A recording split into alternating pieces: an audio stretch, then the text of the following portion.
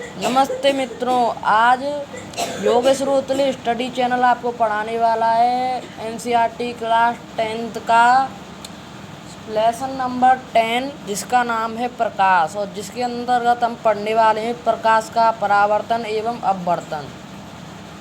सबसे पहले आप प्रकाश की परिभाषा जानिए।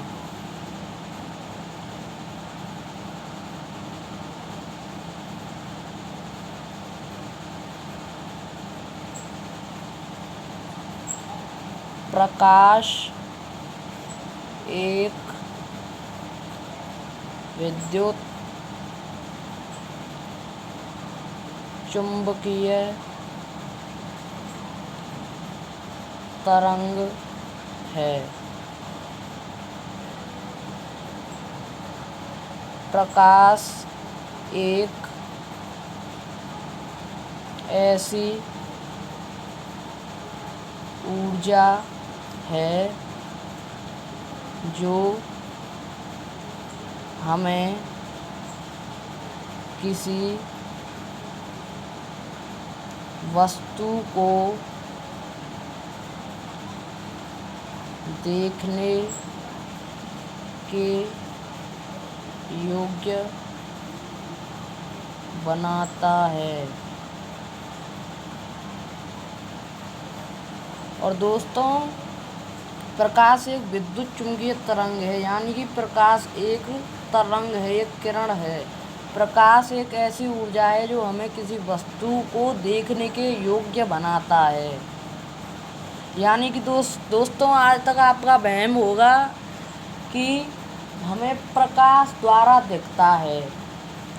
हाँ, ये बात सच है कि प्रकाश द्वारा दिखता है, लेकिन ये भी बात सच है कि किसी भी वस्तु पर हमारा प्रकाश पड़ता है, फिर वो रिफ्लेक्ट होकर परावर्तित होकर हमारी आँखों में जाता है, हमारी आँखों पर पड़ता है, तभी हमें वो वस्तु दिखाई दे सकती है। समझ गए दोस्तों आप? अब प्रकाश के कई उदाहरण हैं। प्रकाश से कई प्राकृतिक घटनाएं होती हैं, जिसमें कि आपका रेनबो भी है, जिसमें कि 7 रंग होते हैं। विव ग्योर, ये है आपका वायलेट, ये इंडिगो, ये ब्लू, ये ग्रीन, ये येलो, ये ऑरेंज, ये रेड। और दोस्तों, ये एक प्रकाश को, इसमें रेनबो में जो 7 रंग होते हैं उसकी तरंग दैर्घ्य है।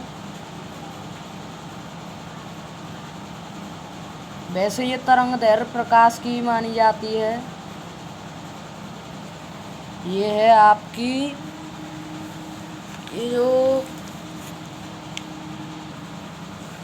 ये जो तरंग दैर्घ्य है, ये है आपकी 3500 आर्मस्ट्रॉन्ग से 7500 आर्मस्ट्रॉन्ग तक। और एक आर्मस्ट्रॉन्ग एक तरंग दैर्घ्य को नापने की एक, ये मान लीजिए कि आप मापन प्रणाली एक इकाई है। ये होती है 10⁻⁻10 मीटर। और प्रकाश के जानने के लिए कई सारी चीज़ें हैं, जैसे नंबर 2 डाल देते हैं कि प्रकाश सीधी रेखा में गमन करता है। प्रकाश सीधी रेखा में गमन करता है। और यहाँ पर पॉइंट डाल के लिख देते हैं, प्रकाश के पथ को किरण कहते हैं। प्रकाश के पथ को किरण कहा जाता है। समझ गए मित्रों। अब नंबर 3,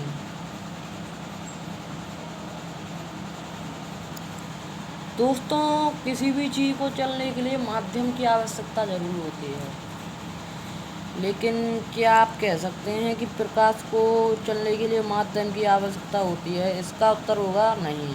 तो यहाँ पर पॉइंट डाल के लिख लीजिए, प्रकाश को संचरण के लिए माध्यम की आवश्यकता नहीं होती है।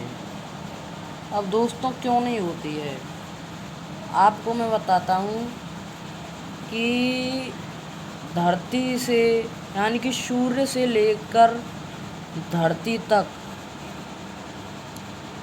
बीच में कुछ भी नहीं है, लेकिन प्रकाश फिर भी सूर्य से पृथ्वी तक आ जाता है। इसका मतलब ये है कि प्रकाश निर्वात में भी चल सकता है, और निर्वात का मतलब होता है कि जहाँ कुछ ना हो, और जहाँ कुछ ना हो वहाँ कोई माध्यम नहीं हो सकता। इसलिए प्रकाश को चलने के लिए माध्यम की आवश्यकता नहीं होती है। लेकिन पॉइंट डाल के लिखिए,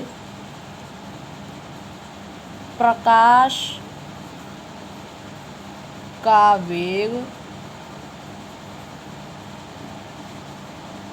माध्यम पर निर्भर करता है। दोस्तों प्रकाश का वेग माध्यम पर निर्भर करता है, यानी कि अलग अलग माध्यमों में प्रकाश का वेग अलग अलग होगा। और दोस्तों प्रकाश का वेग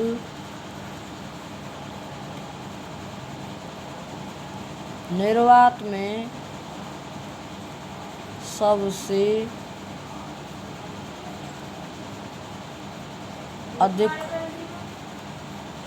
होता है। और जो ये वेग होता है ना, ये निर्वात में होता है आपका v बराबर 3 × 10⁸ मीटर प्रति सेकंड, या आप इसे 3 लाख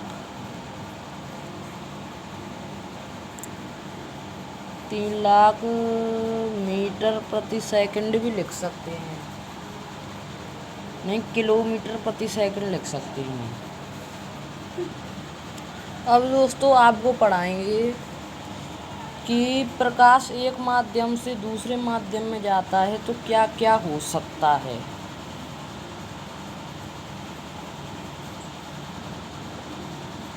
माध्यम 1,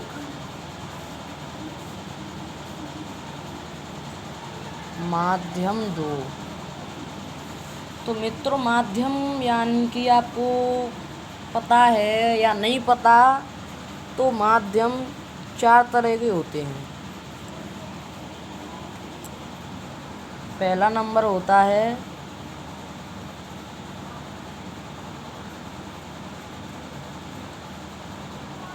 निर्वात, दूसरा नंबर होता है द्रव, गैस, ठोस। तो ये मान लीजिए कि ये कोई पहला माध्यम है, ये दूसरा है, ये पृथक्कारी पृष्ठ है।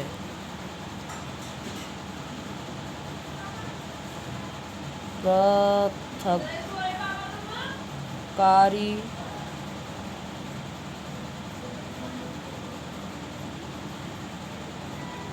पृष्ठ तो हम प्रकाश किरणों को इस तरह दर्शाते हैं। आपको पता होना चाहिए कि ये प्रकाश किरण है और इसका निशान इस तरफ की ओर इशारा करता है, तो इसका मतलब ये प्रकाश किरण यूँ आ रही है।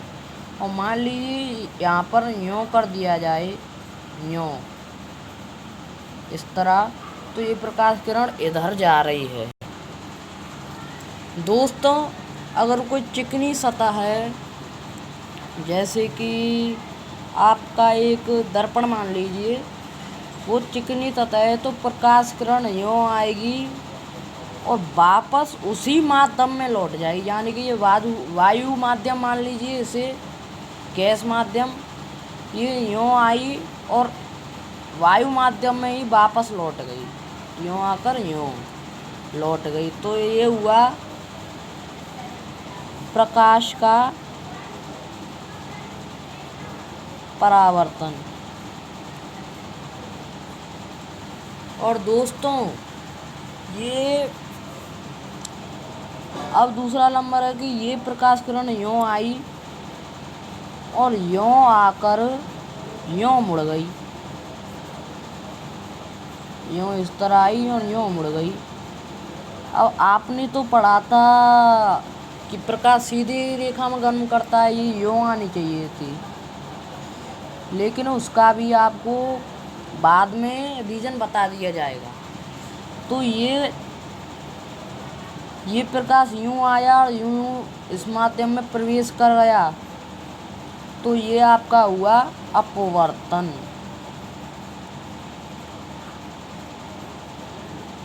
ये अपवर्तन हो गया आपका। अब तीसरी स्थिति आती है कि ये प्रकाश किरण अब आपको दूर से नहीं लानी है। ये प्रकाश किरण मान लीजिए, देखिए हमने ये तो एक बताया है दर्पण का लौटने का, दूसरा बताया हमने कि प्रकाश किरण किसी दूसरे माध्यम प्रवेश कर गई। अब तीसरा मान लीजिए ये हमारी दीवार है या कोई ठोस चीज़ है जिसके आर पार नहीं देखा जा सकता। तो मान लीजिए आपने इससे टॉर्च चिपका कर रख दी, बिड़ा कर रख दी, तो ये प्रकाश को अवशोषित कर लेगी, तो इसे लिखा जाएगा अवशोषण।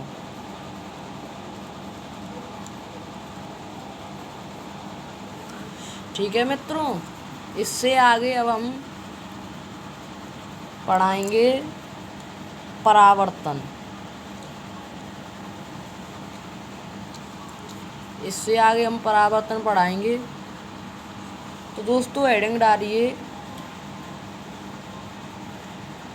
परावर्तन।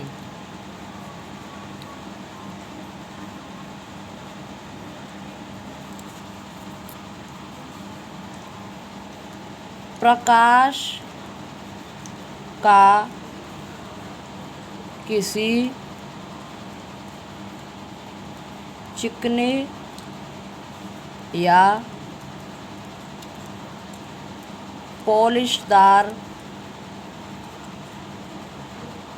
पृष्ठ पर आकर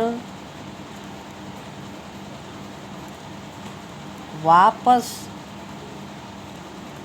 उसी माध्यम में वापस लौट जाना प्रकाश का परावर्तन कहलाता है। ठीक है दोस्तों, आज इतना ही। कल हम फिर से इससे आगे पढ़ाएंगे